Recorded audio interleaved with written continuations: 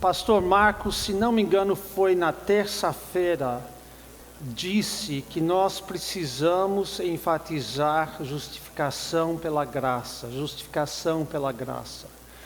E eu concordo plenamente. E por conta disso, eu quero fazer um pouquinho de teologia hoje à noite. Quero tentar mostrar o que a Bíblia nos diz sobre a justificação e a santificação, e especialmente enfatizando a justificação pela graça por meio da fé. Agora, talvez a melhor forma de entender essa doutrina é ver o que a Igreja Católica ensinava na época da Reforma. E eu encontrei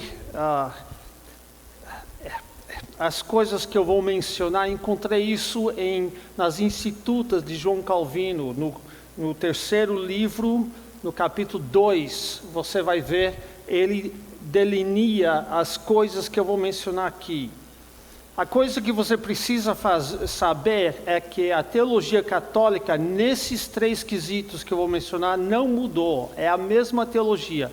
Agora, eles atenuaram um pouquinho a forma que eles dizem, mas se você entrar nos documentos oficiais contemporâneos da atualidade, você vai ver que a Igreja Católica ainda ensina as mesmas coisas.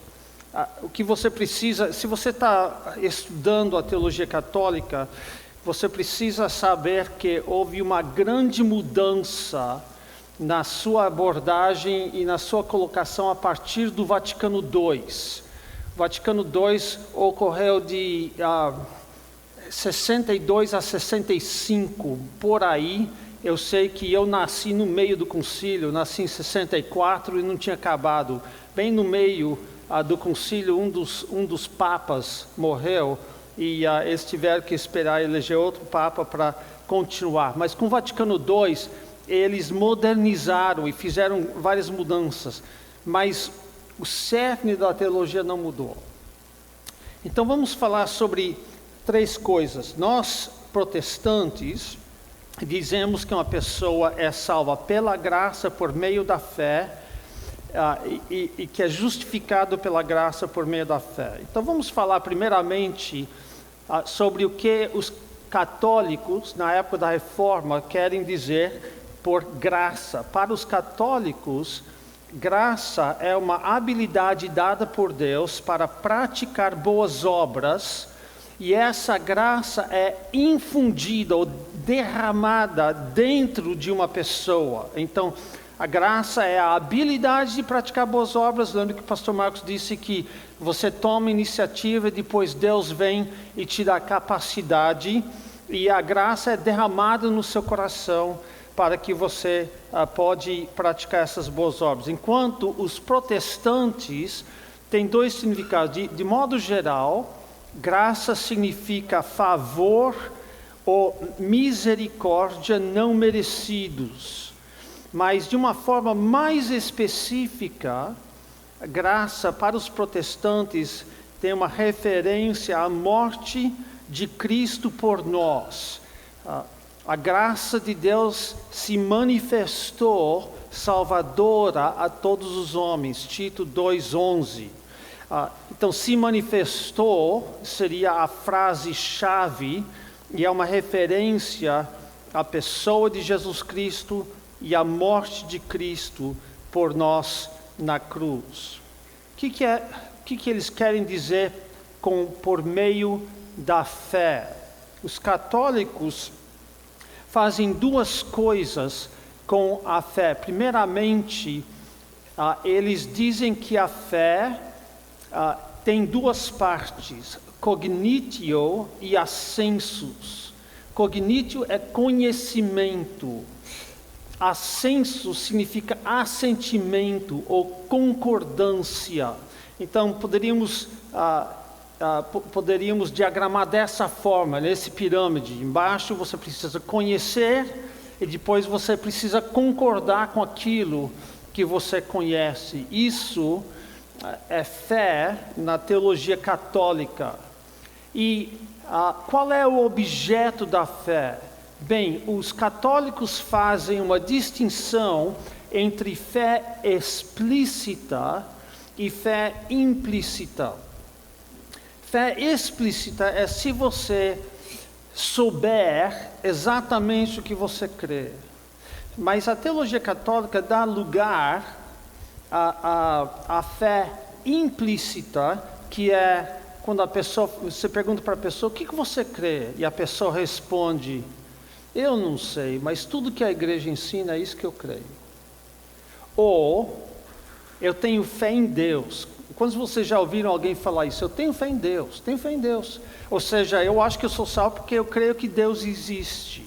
É isso que quer dizer por fé implícita. Então você tem fé do lado esquerdo em um objeto geral, não muito específico.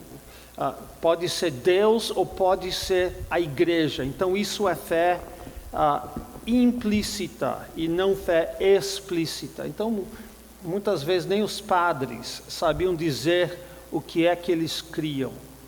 Os protestantes, por outro lado, acham que a fé, além de cognitio e assensus, tinha fidúcia. Fidúcia é confiança. Ou seja, você tinha que conhecer, você tinha que concordar e você tinha que apostar todas as suas fichinhas naquilo que você conhecia. E então podemos fazer dessa forma, né? Cognitio, assensus e fidúcia. Fidúcia é a cereja em cima que faz a fé. Não é suficiente só acreditar como se acredita em fatos históricos. Que Pedro Álvares Cabral descobriu o Brasil, que o presidente atual do Brasil é Michel Temer. São fatos que você acredita, mas a fé salvadora não é apenas acreditar, conhecer e concordar e acreditar, mas é confiar, que significa depositar a tua confiança. Podemos dizer assim, você vê um barco e você precisa navegar, a fé diz não apenas que eu sei que aquele barco vai me levar para onde eu quero ir, não só que eu concordo com isso, não só que eu acredito que esse barco vai me levar, mas que eu entro no barco e coloco minha vida em risco, dependendo do barco, para me levar para o destino que eu quero ir. E os protestantes disseram, não é o suficiente para ter fé em Deus em geral.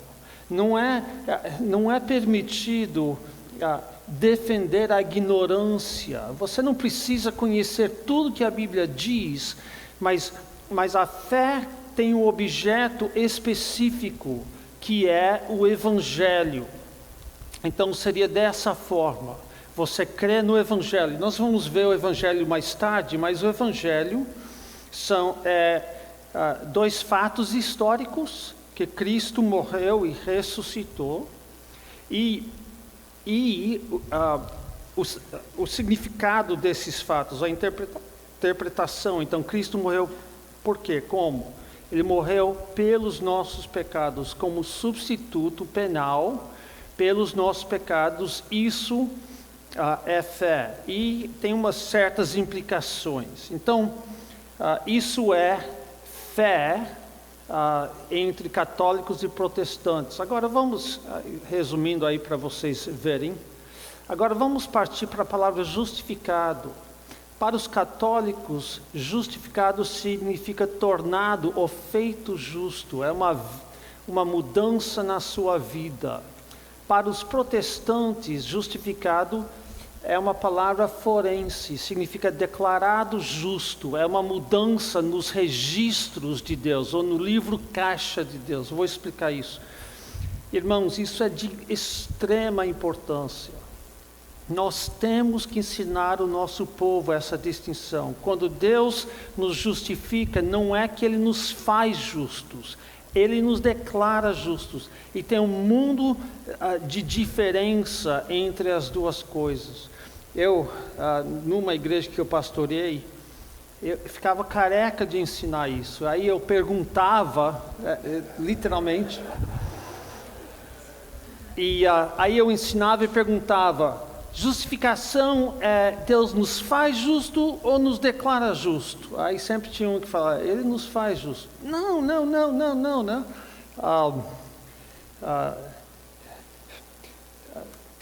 Alguém amarra a pessoa na estaca, outra pessoa joga gasolina, que eu vou trazer o churrasco, né? Para acabar com a heresia. Não. Somos justificados significa que Deus nos declara justos. Então, a Igreja Católica talvez concordaria que uma pessoa é justificada pela graça por meio da fé, mas não aceitariam a palavra somente, justificado somente pela graça e somente por meio da fé. E, mesmo assim, ao dizer que uma pessoa é justificada pela graça por meio da fé, eles redefinem cada uma dessas palavras. Justificada, graça e fé têm sentidos diferentes na teologia católica. O problema principal é que confundem justificação com regeneração e santificação. É por isso que nós vamos falar sobre justificação e santificação. Ambos ocorrem no momento da salvação, mas ambos, justificação e regeneração, acontecem no momento da salvação, mas precisamos distinguir as duas coisas.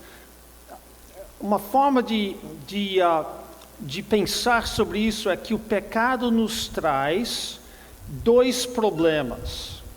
E a salvação tem vários benefícios, mas tem dois benefícios principais. O primeiro problema é o seguinte: a culpa do pecado. Aqui você tem o fato que eu tenho culpa no cartório, é uma coisa objetiva, eu violei a lei de Deus e eu vou ficar diante de um Deus justo, que é obrigado pela natureza dele, de justo e de santo, a me condenar à morte. Isso é um dos problemas. O segundo problema é o poder do pecado, ou seja, o pecado escraviza, eu cometo pecados, eu não consigo largar o pecado. São dois problemas distintos do pecado. Deixe-me perguntar: os dois são problemas, qual é pior? Qual é o problema principal? O problema principal, ninguém quis arriscar, né? Porque tinha medo que eu ia também amarrar você na estaca e jogar gasolina. O problema principal é a culpa do pecado, porque diante de Deus, Deus nos condena para o inferno, se a gente é culpado do pecado. É claro que nós queremos nos limpar do pecado, mas o problema principal é que nós somos culpados diante de Deus. Qual é a solução do primeiro problema, da culpa do pecado? A solução é justificação. Qual é a solução do segundo problema, o poder do pecado? A solução é a regeneração. O que acontece na regeneração? A regeneração nos salva do poder do pecado. Deus nos dá vida eterna por quebrar o poder do pecado e causar que seu Espírito Santo viva em nós. E é isso que significa nascer de novo. Então, quando uma pessoa coloca sua fé em Jesus Cristo, várias coisas acontecem ao mesmo tempo. Ele recebe a declaração: inocente, você é justificado do seu pecado. Você resolveu o primeiro problema, que é a culpa do pecado. Mas, ao colocar sua fé em Jesus Cristo, ele também recebe o Espírito Santo que vem e habita nele, é isso que é regeneração, e a regeneração é a base da santificação. A regeneração, o Espírito Santo habitando em nós, é o que nos dá o poder para dizer não ao pecado e sim para Deus. A santificação tem a santificação posicional, que é quase a mesma coisa que justificação, mas tem, normalmente quando nós falamos sobre a santificação, estamos falando sobre a santificação progressiva, que é o processo de cada dia mais na nossa vida cristã, agradar a Deus e viver para Ele. E temos a santificação futura ou completa, quando nós teremos vencido o pecado. Isso acontece quando nós somos ressurretos ou quando nós somos arrebatados para estar junto de Deus. Essa distinção entre a culpa do pecado e o poder do pecado é uma das distinções mais significantes na teologia. E, inclusive, tem aquele hino que nós conhecemos, Rocha Eterna, foi por mim, eu não vou lembrar em português, mas o que eu quero mostrar é que a versão original em inglês diz assim, eu estou traduzindo ao pé da letra para você ver, o número de sílabas em português não dá para a gente traduzir dessa forma. Eu tenho desejado poder traduzir, porque em inglês não é rocha eterna, é rocha das eras, cravada por mim, quero esconder-me em ti. Olha que linda imagem. Que a água e o sangue, os quais do teu lado fluíram, sejam do pecado a cura dupla. Salva-me da ira, isso é justificação, e me purifica, que é regeneração. Tem uma segunda versão que diz, salva-me da sua culpa e do seu poder. Mesma coisa, dependendo da versão que você canta em inglês. Então, um dos nossos hinos mais queridos em português, não conseguiram traduzir esse sentido, mas é maravilhoso. A segunda estrofe é fabulosa assim também. Então, como é que nós devemos encarar isso? Como é que nós devemos pensar sobre essas coisas? Bem, eu vou mostrar como eu acho que nós devemos fazer a teologia. Teologia não é apenas uma lista de versículos. A teologia envolve fazendo um exegese. E nós já fizemos essa parte de João 3, comparando com Números 21, 4 a 9. Se você quer ficar abrindo sua Bíblia e me seguindo, eu vou ler os versículos. Aqui eu quero ler rapidamente, porque já falamos disso, mas veja versículo 4, Números 21, 4. Então partiram do Monte Or pelo caminho do Mar Vermelho a rodear a terra de Edom, porém o povo se tornou impaciente no caminho, e o povo falou contra Deus e contra Moisés, por que nos fizesse subir do Egito para que morramos nesse deserto, onde não há pão nem água?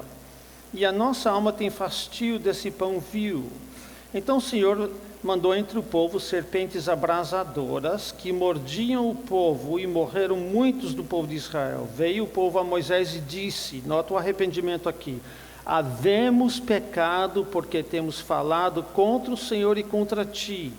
Ora ao Senhor que tire de nós as serpentes. Então Moisés orou pelo povo. Disse o Senhor a Moisés, faze uma serpente abrasadora, põe-na sobre uma haste, e será que todo mordido que mirar ou olhar para ela viverá. Fez Moisés uma serpente de bronze e a pôs sobre uma haste. Sendo alguém mordido por alguma serpente, se olhava para a de bronze, sarava. Então nós temos várias coisas aqui. No versículo 5 temos o pecado específico. O povo murmurou contra Deus. Versículo 6, o castigo, Deus mandou serpentes. Versículo 7, o arrependimento. E arrependimento significa mudança de mente. E aqui é muito específico. Reconheceram que haviam murmurado contra Deus. E viram que isso era pecado. E no versículo 8 nós temos a provisão e a aplicação. É muito, muito importante entendermos que há uma distinção entre a provisão de Deus para a salvação e a aplicação dessa provisão. A provisão é a serpente na haste. E a aplicação, como é que eu posso ter esse benefício para mim? Eu tenho que olhar para a serpente. Só porque tenho a providência não significa que eu sou salvo. Eu tenho que olhar. Se eu falar, não, eu vou achar de outro jeito, eu vou passar uma pomada, eu vou conversar com o médico, não adianta. O único jeito é olhar para a provisão. Deixe-me tentar explicar isso. Eu estava evangelizando uma pessoa e tendo uma dificuldade, porque tantas vezes você fala o evangelho e a pessoa diz, mas eu creio, eu sempre criei assim, ou eu creio em Deus. E eu pergunto, mas você crê no Deus que vai te mandar para o inferno porque você é pecador? É isso que você crê? Porque o Deus que eu conheço na Bíblia é um Deus que não aguenta o teu pecado. Você acha que ele vai fazer vistas grossas, mas não vai. Aí eu estava quebrando a cuca de como explicar. Eu falei, se teu carro acabar a gasolina, é o problema, qual é a solução? A solução é colocar gasolina no tanque. Se você soltar um cheque e o cheque faz assim, boing, qual é a solução? Colocar dinheiro na conta. E se você é um pecador culpado diante de um Deus muito irado, que vai te jogar no inferno por causa do seu pecado, qual é a solução? A solução é Cristo crucificado, morrendo na cruz. Não adianta você crer que Deus é bom, não adianta você crer que Deus vai te ajudar a encarar seus problemas. O seu problema agora é que você está diante de um Deus justo e Ele vai te jogar no inferno. Qual é a solução? Jesus Cristo crucificado. Ele é gasolina no tanque, Ele é dinheiro na conta. E você tem que olhar para Ele. Você tem a provisão, mas você tem que olhar para Ele. Então isso que nós temos em Números 21, veja o que Cristo fala sobre isso, e aqui vocês conhecem bem João 3, Nicodemos chega a Jesus, tenta dar um jeitinho, falar bem de Jesus, lisonjear Jesus, dizendo, Rabi, versículo 2, sabemos que és mestre vindo da parte de Deus, porque ninguém pode fazer esses sinais que tu fazes se Deus não estiver com ele. Aí Jesus responde curto e grosso, em verdade te digo que se alguém não nascer de novo não pode ver o reino de Deus. O que nós precisamos entender aqui é que Nicodemos é chamado de um dos principais dos judeus, e mais tarde Jesus vai dizer, você é o mestre em Israel. Ele era um rabi como Jesus Cristo. Ele tinha seus discípulos, ele era um conferencista bem conhecido. Pessoas olhavam para ele como um grande judeu, um grande fariseu. E Jesus diz, você tem que nascer de novo. Aí Nicodemos pergunta, como pode um homem nascer sendo velho? Pode porventura voltar ao ventre materno e nascer segunda vez? Agora, Nicodemos não era um burro. Ele tinha que saber que Jesus não estava dizendo para ele ficar bebezinho de novo. Acho que o que Nicodemos estava dizendo é o seguinte, olha, é tarde demais. Se eu estivesse começando, eu poderia fazer o que você está falando, Mas é tarde demais, eu tenho minha posição, minha profissão, eu tenho meus seguidores. Imagina o que vai acontecer se eu de repente mudar tudo, não vai dar certo. Nós temos em inglês uma expressão: você não pode ensinar a um cachorro velho truques novos. Ou como eles dizem aqui no Brasil, você não pode ensinar papagaio velho a falar, né? Eu acho que é isso que Nicodemos estava dizendo. Eu estava falando com uma senhora que foi uma aluna minha, ela é mais velha do que eu, era uma coroa e eu era mais jovem na época.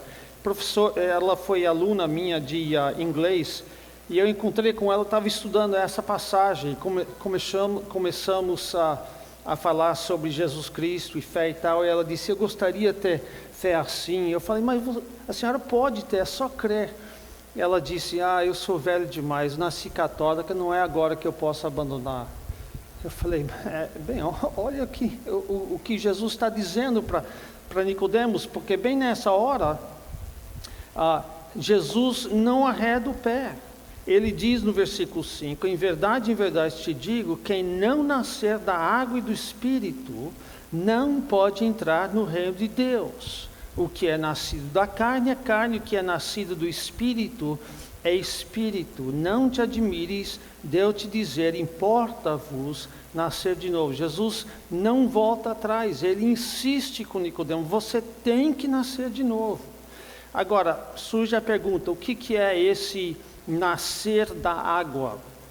Aqui é bom nós entendermos, porque os católicos acham que isso é batismo. Não é batismo. Como que eu sei? Porque a essa altura, bem no início do ministério de Jesus Cristo, Jesus não tinha ainda instituído o batismo cristão. Quando é que ele instituiu o batismo cristão? Depois da sua morte e ressurreição. Ele não tinha instituído o batismo cristão aqui, então não pode ser o batismo. Aí nós evangélicos não sabemos o que fazer com essa água. Tem uns que acham que é a água lá da mulher e você tem que nascer fisicamente e espiritualmente. Outros acham que a água aqui é a água da palavra, mas a dica está aqui. Versículo 9, Nicodemos pergunta: como pode suceder isso? Acudiu Jesus, versículo 10: tu és mestre, literalmente, tu és o mestre em Israel e não compreendes essas coisas. Jesus está dizendo para ele o seguinte: Nicodemos, você é rabi, você conhece as escrituras, você gasta dia e noite lendo e estudando, e você não entende essas coisas. Está lá no Antigo Testamento, esse negócio de nascer da água do Espírito. Abre sua Bíblia e comece a estudar. Você deveria saber, não estou falando novidade aqui. Então essa é a dica. Onde é que nós encontramos isso? Encontramos isso em Ezequiel 36, 24 a 27, onde Ezequiel diz, profetizando por Deus: tomar-vos-ei de entre as nações e vos congregarei de todos os países. Está falando para a nação de Israel: e vos trarei para a vossa terra. Então aspergirei água pura sobre vós. Está vendo a purificação da água? E ficareis purificados de todas as vossas imundícias, e de todos os vossos ídolos vos purificarei. Dar-vos-ei coração novo, e porei dentre vós espírito novo. Tirarei de vós o coração de pedra, e vos darei coração de carne, e porei dentro de vós o meu espírito. E farei que andeis nos meus estatutos, guardareis os meus juízos e os observeis. Então, nascer da água e do Espírito é um nascimento só, que fala desses dois aspectos, da culpa e do pecado que me escraviza. Vou purificar vocês, vou declarar vocês inocentes, e também vou quebrar o pecado que te controla. Então Jesus termina dizendo: e do modo porque Moisés levantou a serpente no deserto, assim importa que o Filho do Homem seja levantado, para que todo que nele crê tenha vida eterna. O Filho do Homem ser levantado é explicado em João 12, 32 a 33, e refere à sua morte na cruz. Então a pergunta: qual é a divina provisão para a salvação do pecador hoje? A resposta é Jesus Cristo, pendurado numa cruz. E no versículo 15, quando ele diz: para que todo que nele crê tenha vida eterna, nós entendemos que a fé, então, corresponde ao olhar para a serpente. A fé não é uma boa obra, não é algo que nós criamos em nós mesmos. A fé é a maneira em que nós recebemos o que Deus nos dá de graça. Como eu disse, batismo em água pode ser um ato de fé, mas não de fé salvadora, porque o batismo não é a provisão pelo pecado. A provisão pelo pecado é Jesus Cristo pendurado numa cruz. É nisso que você tem que crer. Então eu quero deixar isso muito, muito claro. A provisão pelo pecado foi feita há 2000 anos. Cristo morreu na cruz, ele ressuscitou três dias mais tarde. 1 Coríntios 15 diz: irmãos, veio lembrar-vos o evangelho que vos anunciei. Eu vou resumir o evangelho, o qual recebestes, no qual ainda perseverais, por ele também sois salvos, se retiveres a palavra tal como vou-la preguei, a menos que tenhais crido em vão. Crer em vão não significa parar de crer. O evangelho salva se você continua crendo naquilo que eu preguei. Você não pode acrescentar nem diminuir. Você tem que reter o evangelho do jeito que eu preguei, a não ser que você está crendo em vão. Crer em vão significa crer à toa, ou crer em alguma coisa que não existe. Crer num conto de fábulas e não em fatos históricos. Então Cristo quer mostrar que, ou Paulo quer mostrar que eles de fato crerão em alguma coisa que aconteceu. Então, versículo 3: antes de tudo vos entreguei o que também recebi, que Cristo morreu pelos nossos pecados segundo as Escrituras. Essa é a primeira parte do Evangelho. Cristo morreu pelos nossos pecados segundo as Escrituras. Como que eu sei que Cristo morreu? Como que eu sei que Cristo morreu?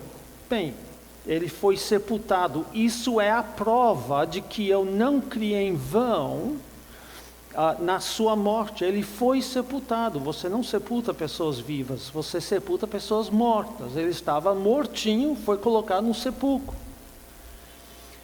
Segunda parte, ele ressuscitou ao terceiro dia, segundo as Escrituras. Como é que eu sei que ele ressuscitou? Aí Paulo começa a listar testemunhas, e apareceu a Cefas, depois aos 12, e lista um monte de testemunhas, e diz: e por final das contas eu vi ele ressurreto. Então, como é que eu sei que ele morreu? Porque ele foi sepultado. Como é que eu sei que ele ressuscitou? Ele foi visto vivo depois da sua morte, andando por aí, comendo com pessoas, conversando com pessoas. Agora, então o Evangelho é fatos históricos. Cristo morreu, Cristo ressuscitou, mas também o Evangelho é a interpretação desses fatos. Cristo não foi a primeira pessoa a morrer, nem mesmo crucificado, e não foi a primeira nem a última pessoa a ressuscitar dentre os mortos. Mas o que faz da morte de Cristo diferente é que ele morreu pelos nossos pecados. Ele foi um substituto pelos nossos pecados. Agora, Paulo está resumindo e ele deixa fora muitas implicações. Há implicações quanto ao fato que Deus só existe um Deus, que Deus tem que ser três pessoas, porque ele tinha que mandar alguém para morrer em nosso lugar, e que o sacrifício tinha que ser um sacrifício adequado, tinha que ser Deus e homem para poder ser um sacrifício por nós, e outras coisas mais. Mas Cristo morreu, Cristo ressuscitou. Esse é o Evangelho. Interpretação: ele morreu pelos nossos pecados, ele morreu a morte que nós deveríamos morrer. Essa é a provisão de Deus para a nossa salvação. Mas até você crer naquela provisão, você não é salvo. É isso que ele está dizendo, para que todo aquele que nele crê. Aqui talvez nós temos diferentes posições sobre a eleição, se é condicional ou incondicional. Não quero entrar nessa questão. Mas uma coisa que eu quero afirmar, seja qual for a sua posição, mesmo se você crê que uma pessoa é eleita antes da fundação do mundo, ela só é salva no momento que ela crê. Até então, ela é perdida. Porque Cristo diz que quando nós cremos, nós somos salvos. Estou olhando os meus 50 minutos aqui, eu tenho 14 ainda. Vamos para Romanos 5, 1 e 8 e 9. Os católicos não têm certeza de sua salvação, e nós queremos fazer a pergunta: podemos saber se somos ou não justificados? Bem, Romanos 5:1 diz: justificados, pois, mediante a fé, ou por meio da fé, temos paz com Deus. Paz com Deus se chama reconciliação, por meio do nosso Senhor Jesus Cristo. Então, nota que nós somos justificados pela fé, ou por meio da fé. Nota que a justificação é a base da reconciliação. Sendo justificados, nós também somos reconciliados. A razão que Deus pode se reconciliar conosco é porque fomos justificados. Então, o segundo benefício da salvação é a reconciliação com Deus. Ocorrem ao mesmo tempo. No momento que você crê, você é tanto justificado quanto reconciliado com Deus. Mas você tem que entender que há uma ordem lógica. Deus faz imediatamente tudo, mas Ele reconcilia porque na mente dele você é justificado. Então, isso é uma coisa. Versículos 8 e 9 dizem: mas Deus prova o seu próprio amor para conosco pelo fato de ter Cristo morrido por nós, sendo nós ainda pecadores. Logo, muito mais agora, sendo justificados pelo seu sangue, seremos por ele salvos da ira. Então, nota que Deus prova o seu próprio amor para conosco. Não, Deus provou o seu próprio amor para conosco. Está no tempo presente, é uma demonstração contínua. Ele constantemente prova o seu amor para conosco pelo fato de que Cristo morreu por nós. E agora, lembra Romanos 5:1, justificados, pois, mediante a fé, aqui ele diz, logo muito mais agora, sendo justificados pelo seu sangue, seremos salvos da ira. Então, versículo 9 diz que somos justificados agora, e isso é pelo sangue derramado de Cristo. Então, qual é a conclusão? Como que nós podemos montar essas duas coisas? Somos justificados pela fé, somos justificados pelo seu sangue. Da seguinte forma: nós somos justificados pela fé no sangue de Cristo. Quando nós cremos que Cristo morreu por nós, somos justificados. Então, o que nós podemos concluir aqui? Duas coisas. Que nós podemos saber que somos justificados e que a nossa fé não é em nossa fé. Nós criticamos, deixa-me explicar essa última frase, nós criticamos o sacramentalismo católico luterano por ter fé no objeto errado. Eles têm fé no seu batismo, ou fé na missa. Mas nós caímos no mesmo buraco quando enfatizamos a decisão. Então eu já vi pessoas entrevistando, diáconos e pastores entrevistando pessoas que querem ser membros da sua igreja, e eles perguntam assim: você lembra de um dia em que você colocou, quando você orou para ser salvo? Ou você pergunta para uma pessoa, como você sabe que é salvo? E a pessoa responde: porque eu orei para ser salvo, ou porque eu fui à frente, porque aceitei Jesus, ou eu lembro do dia em que aceitei Jesus. O que está acontecendo aqui? Eles estão tendo fé, confiando no fato que fizeram uma oração. Eles estão tendo fé na sua fé. Eles estão lembrando que um dia eles levantaram sua mão ou foram à frente na igreja. A resposta é, se você me perguntar, como é que você sabe que é salvo? A resposta correta é, eu sei que sou salvo porque eu confio em Jesus Cristo, que morreu pelo meu pecado. Se eu lembrar o dia, não importa, eu sei que hoje eu confio em Jesus Cristo.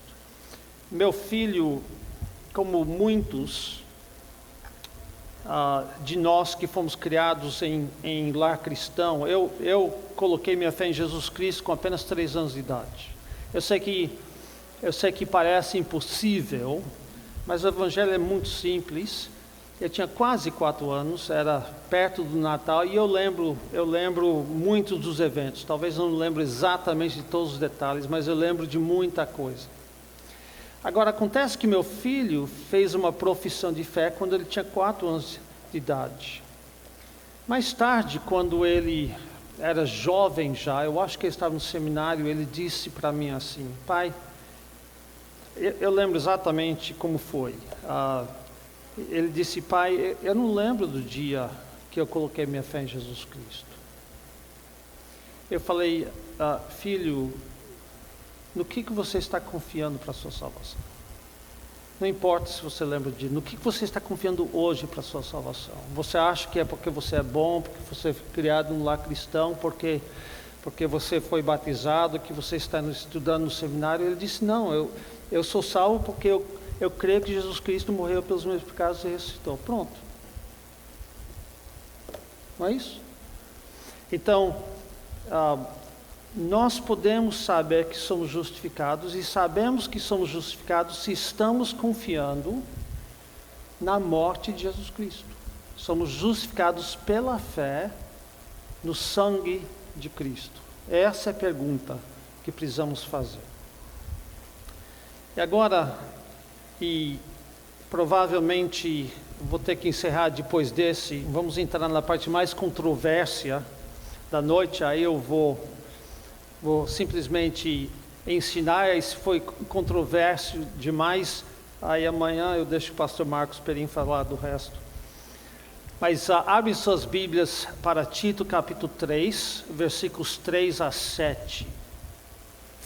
Eu quero ler a passagem toda, e depois eu vou fazer uma série de perguntas. Pois nós também outrora éramos nécios, desobedientes, desgarrados, escravos de toda sorte de paixões e prazeres, vivendo em malícia e inveja, odiosos e odiando-nos uns aos outros. Quando, porém, se manifestou a benignidade de Deus nosso Salvador e o seu amor para com todos, não por obras de justiça praticadas por nós, mas segundo sua misericórdia, Ele nos salvou mediante o lavar regenerador e renovador do Espírito Santo, que Ele derramou sobre nós ricamente por meio de Jesus Cristo, nosso Salvador, a fim de que, justificados por graça, nos tornemos seus herdeiros, segundo a esperança da vida eterna.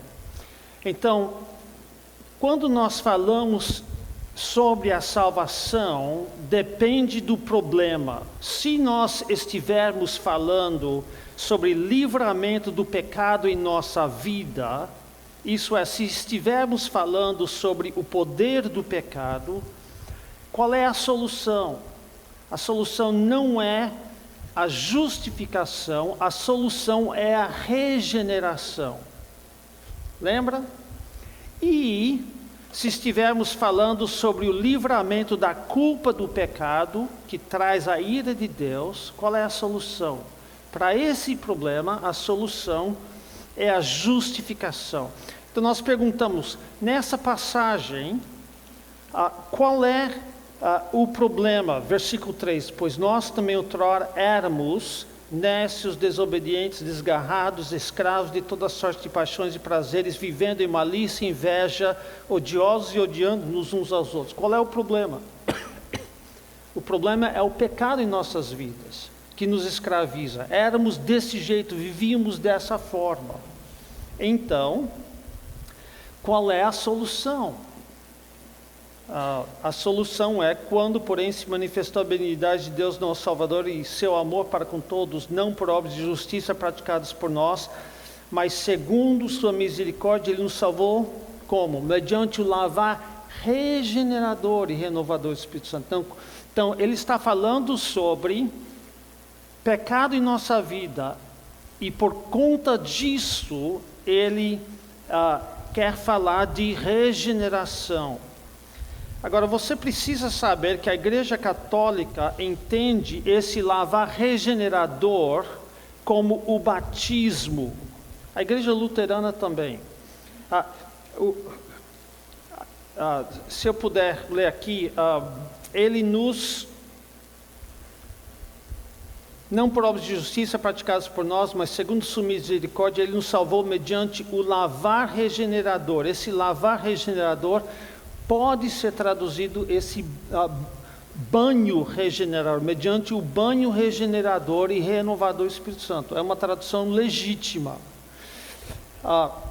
Então, só para citar o Catecismo Católico, parágrafo 1215, eles dizem assim: esse sacramento, estão falando do batismo, é também chamado o banho da regeneração e da renovação do Espírito Santo, Tito 3,5, pois ele significa e realiza esse nascimento a partir da água e do Espírito, sem o qual ninguém pode entrar no reino de Deus, João 3,5, está vendo? Água e Espírito em João 3,5, já vimos que em João 3,5 não é o batismo, mas eles acham que é. Mas a nossa tradução diz: Ele nos salvou mediante o lavar regenerador, não banho regenerador e renovador do Espírito Santo. Como é que nós podemos decidir? Em grego nós temos duas frases paralelas unidas com kai. Kai é a palavra grega e. Então, Ele nos salvou mediante duas coisas: lutru, palingenesias, que é o lavar, lutru, o lavar, o banho de regeneração. A construção aqui, esse palingenesias, que é regeneração, está no caso genitivo e sem preposição. E quando está no caso genitivo, nós traduzimos ao português com de, o banho de regeneração. Agora a pergunta sempre é: o banho de regeneração é o banho que é a regeneração ou o banho produzido pela regeneração? Essa é a pergunta. Kai, anarkainoseos pneumatos hagio, ou a renovação do Espírito Santo, e o Espírito Santo novamente está no genitivo sem preposição. Então, a renovação do Espírito Santo. Então, a pergunta é: a renovação nos dá o Espírito Santo? É a renovação que nos dá o Espírito Santo ou é o Espírito Santo que nos dá a renovação? Não é o Espírito Santo que nos renova? Logo, é a regeneração que nos limpa, não o banho que nos regenera. Porque para ser paralelo tem que ser isso. Então, a regeneração que me lava, não o lavar que me regenera. Então, a renovação nos dá o Espírito Santo? Não. É a renovação pelo Espírito Santo. É o Espírito Santo que nos dá a renovação. E o lavar nos dá a regeneração? Também não. É um lavar produzido pela regeneração. Então, a ideia...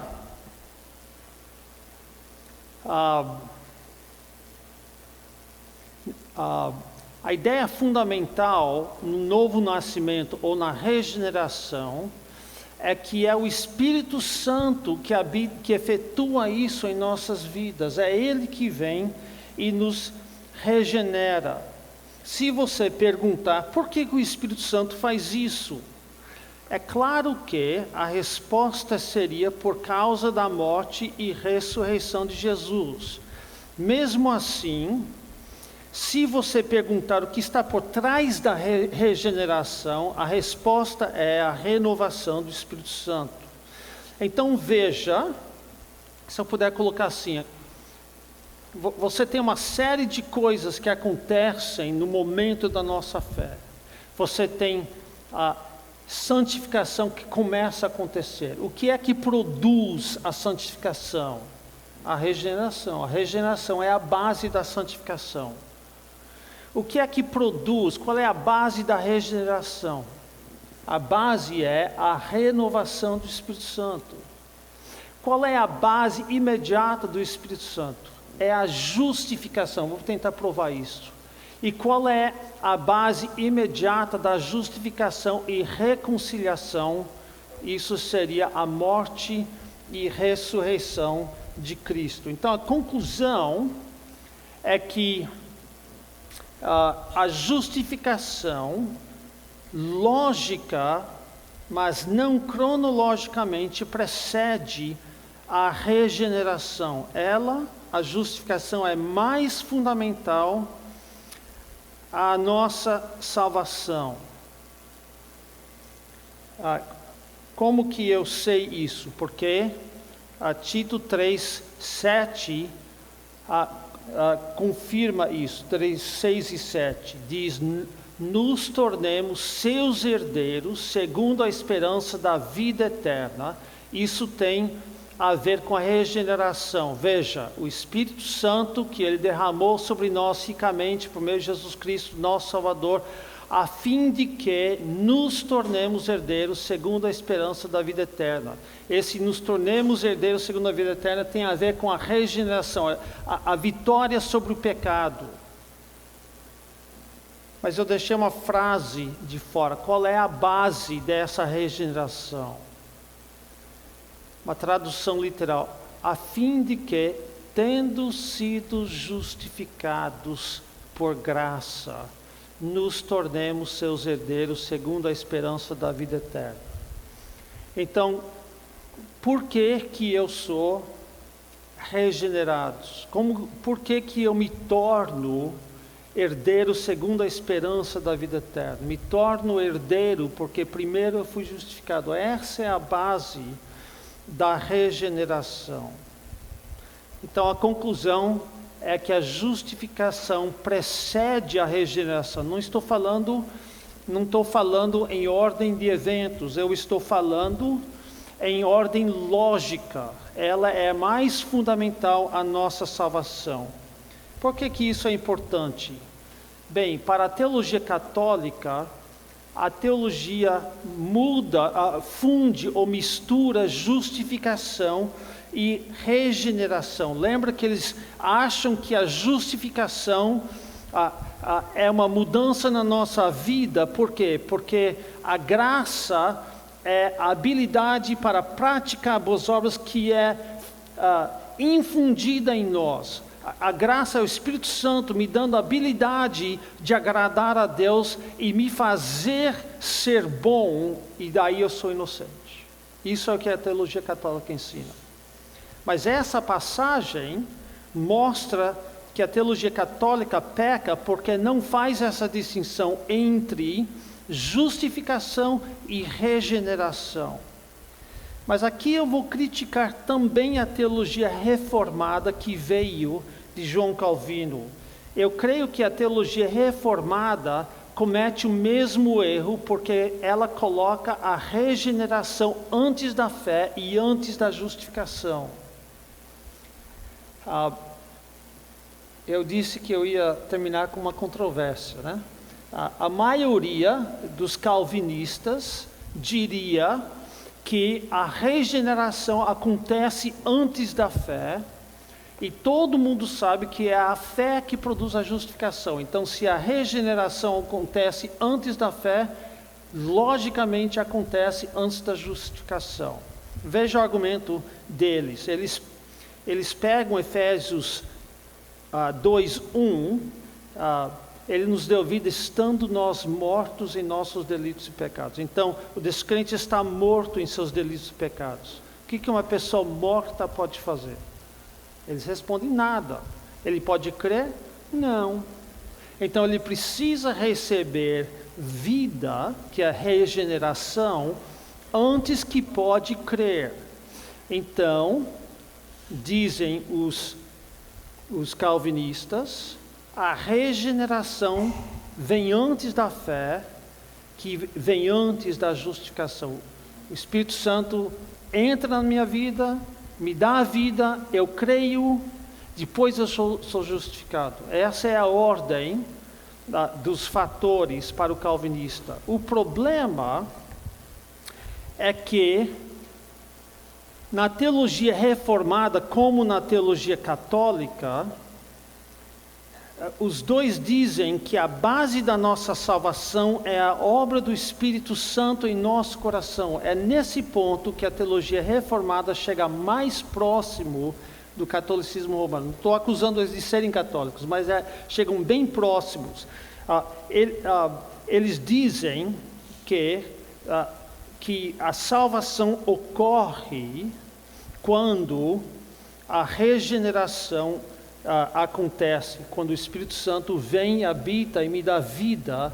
Aí eu creio e aí eu sou justificado. Mas essa não é a base. A base da minha salvação é o Evangelho. E o Evangelho é a morte e ressurreição de Cristo, e não que o Espírito Santo tenha infundido em nós uma habilidade para praticar boas obras. A mensagem que pregamos não é Cristo em você, mas Cristo por você. Ele morreu pelos seus pecados. Arrepende-te, creia. É claro que no momento da salvação, você não é apenas justificado e reconciliado, mas é também regenerado.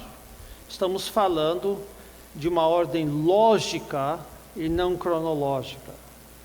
Agora, isso me deixa com um problema. Como é que uma pessoa morta pode crer? Voltem amanhã que eu te conto.